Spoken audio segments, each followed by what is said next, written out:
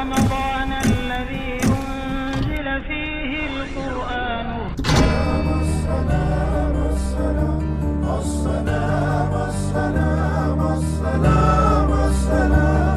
اے رحمت عظیم کے مہمان السلام، قرآن کے نزول کے سامان وقال الرسول يا رب إن قوم اتخذوا هذا القرآن مهجورا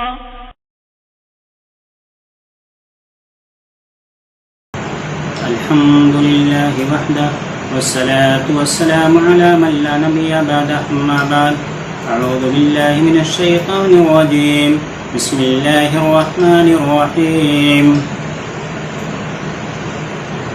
وقال الرسول يا رب إن قوم اتخذوا هذا القرآن مهجورا. سامعین کرام اور ناظرین محترم، آج 16ویں پارے کا مختصر خلاصہ میں آپ کے سامنے پیش کرنے کے ساتھ حاصل کر رہا ہوں. قرآن مجید کا سمجھنا ادھا ضروری ہے، اور اس ماہ رمضان المبارک میں قرآن مجید کو ترجمہ کے ساتھ پڑھنے کی کوشش ہمیں کرنی چاہیے، اس کے معنی اور مطالب کو سمجھنا چاہیے، اور کم از کم ہر پارے کے خلاصے کو روزانہ سمجھنے کی کوشش کریں. اسی لیے میں نے یہ سلسلہ چالو کیا ہے کہ روزانہ ایک پارے کا خلاصہ آپ کے سامنے انشاءاللہ الرحمن پیش کروں گا. آج 16ویں پارے کا خلاصہ آپ کے سامنے پیش کرنے جا رہا ہوں. اللہ رب العالمین نے اس پارے میں 3 میں فرمایا ہے. اللہ رب العالمین کے جو فرامین ہیں اس میں سے اس پارے میں 3 حصے ہیں. نمبر 1 سورہ کہف کا بقیہ حصہ، نمبر 2 سورہ مریم مکمل، نمبر 3 سورہ طٰہٰ مکمل. سورہ کہف کے بقیہ حصے میں 2 باتیں یہ ہیں. حضرت موسیٰ اور حضرت خضر علیہ السلام کا قصہ جو 15ویں پارے کے آخر میں شروع ہو کر 16ویں پارے کے شروع میں ختم ہو رہا ہے. ذوالقرنین کا قصہ بھی اس میں موجود ہے. حضرت موسیٰ اور حضرت خضر علیہ السلام کا قصہ آپ کے سامنے مختصراً پیش کر دوں. حضرت موسیٰ علیہ السلام کو جب اللہ کی طرف سے اطلاع ہوئی کہ سمندر کے کنارے ایک ایسے صاحب رہتے ہیں جن کے پاس ایک علم ہے جو آپ کے پاس نہیں ہے، تو حضرت موسیٰ علیہ السلام ان کی تلاش میں چل پڑے. چلتے چلتے آپ سمندر کے کنارے پہنچ گئے. یہاں آپ کی ملاقات حضرت خضر علیہ السلام سے ہوئی اور آپ نے ان سے ساتھ رہنے کی اجازت مانگی. حضرت خضر علیہ السلام نے اس شرط کے ساتھ اجازت دے دی کہ آپ کوئی سوال نہیں کریں گے. پھر 3 عجیب واقعات پیش آئے.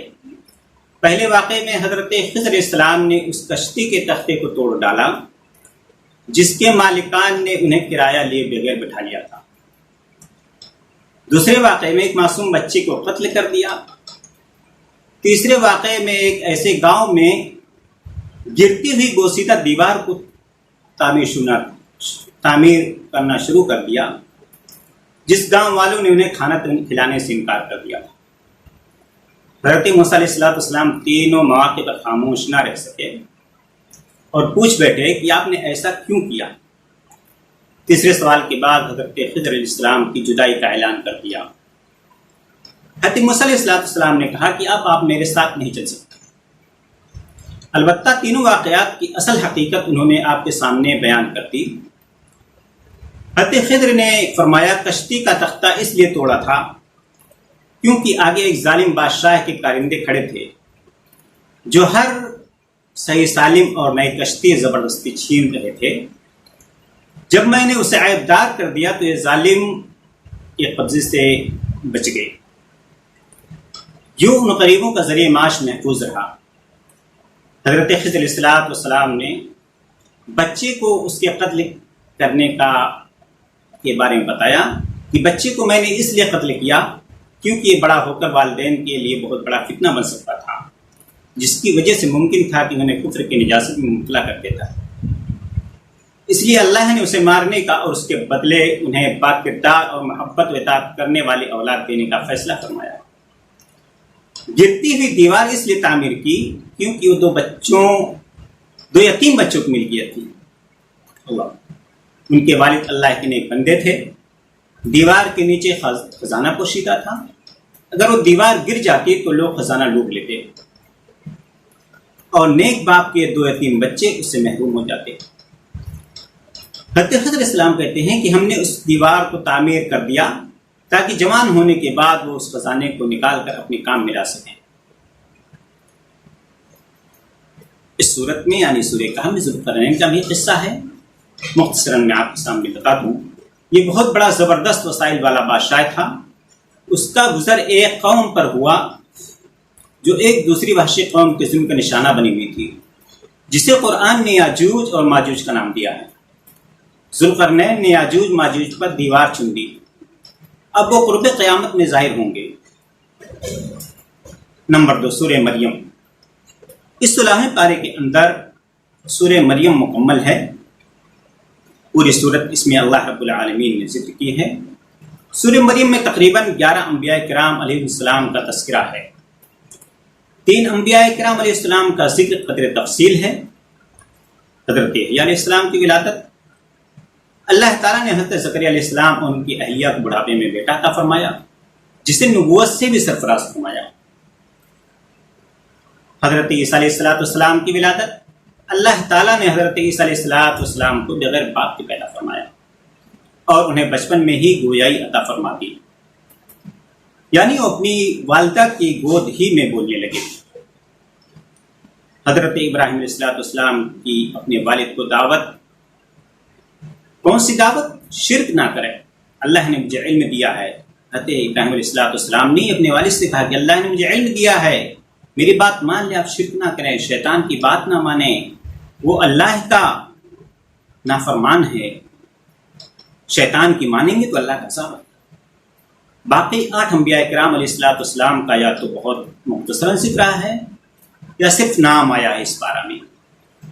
اس 16ویں پارے کے اندر حضرت موسیٰ علیہ السلام، حضرت ہارون علیہ السلام، حضرت اسماعیل علیہ السلام، حضرت اسحاق علیہ السلام، حضرت یعقوب علیہ السلام، حضرت ادریس علیہ السلام، حضرت آدم علیہ السلام، حضرت نوح علیہ السلام، ان انبیاء کرام کا ذکر آیا ہے. اس 16ویں پارے کے اندر سورہ طٰہٰ بھی ہے. سورہ طٰہٰ میں 3 باتیں ہیں. نمبر 1 تسلی رسول، یعنی نبی کریم صلی اللہ علیہ وسلم کو اس صورت کے اندر تسلی دی گئی ہے کہ آپ جو دعوت دے رہے ہیں یہ دعوت بہت اہم دعوت ہے. یہ دعوت آپ کو پورے تمام انسانوں تک پہنچانی ہے. حضرت موسیٰ علیہ السلام کا قصہ بھی اسی صورت کے اندر موجود ہے. حضرت آدم علیہ السلام کا قصہ بھی ہے. رسول اللہ صلی اللہ علیہ وسلم کو جو تسلی دی گئی ہے وہ یہ ہے کہ نبی اکرم صلی اللہ علیہ وسلم قرآن کی تلاوت اور دعوت دونوں میں بے پناہ مشقت اٹھاتے تھے. راتوں کو نماز بھی اتنی طویل قرات فرماتے کہ پاؤں مبارک میں ورم آ جاتا اور پھر انسانوں تک قرآن کے ابلاغ یعنی قرآن کو پہنچانے اور دعوت میں اپنی جان جوخوں میں ڈالتے تھے. اور جب کوئی اس دعوت پر کان نہ دھرتا تو آپ کو بے پناہ غم ہوتا.